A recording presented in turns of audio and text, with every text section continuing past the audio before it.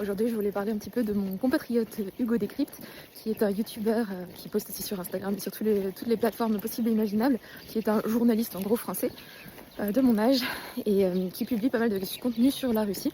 Ça m'intéresse évidemment parce que je suis une Française moi aussi, mais je vis en Russie depuis 3 ans, ça fait un moment que je m'intéresse à ce pays et donc j'ai un peu plus de recul sur les informations qu'il donne. C'est aussi intéressant pour moi de regarder le contenu de Hugo et les commentaires qui sont postés en dessous parce que Hugo touche une énorme partie de la population française jeune surtout. Il me semble que c'est près de 22% des moins de 35 ans, donc c'est quand même assez énorme. Et donc ça veut dire qu'une grosse partie de la population est touchée par ce qu'il dit sur la Russie.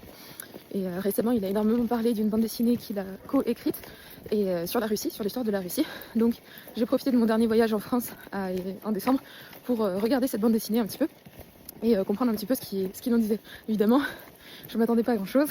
Pour rappel, Hugo a déjà publié des posts sur la Russie disant que Vladimir Poutine était responsable de l'invasion de punaises de lit à Paris. Il a aussi publié il y a quelques mois une information disant que les membres du groupe Wagner russe sont en fait cannibales et tuent des Africains en Afrique pour les manger.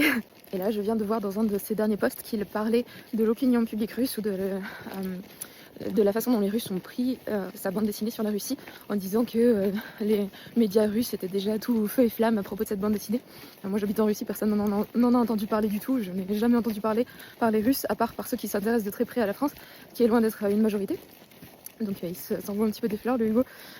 Mais ce qui est le plus affligeant dans ces vidéos, je trouve, ou dans son contenu, c'est de lire les commentaires parce que c'est là où ça fait vraiment peur, où il y a des centaines de milliers de Français qui le soutiennent, qui crachent sur la Russie sans rien en savoir.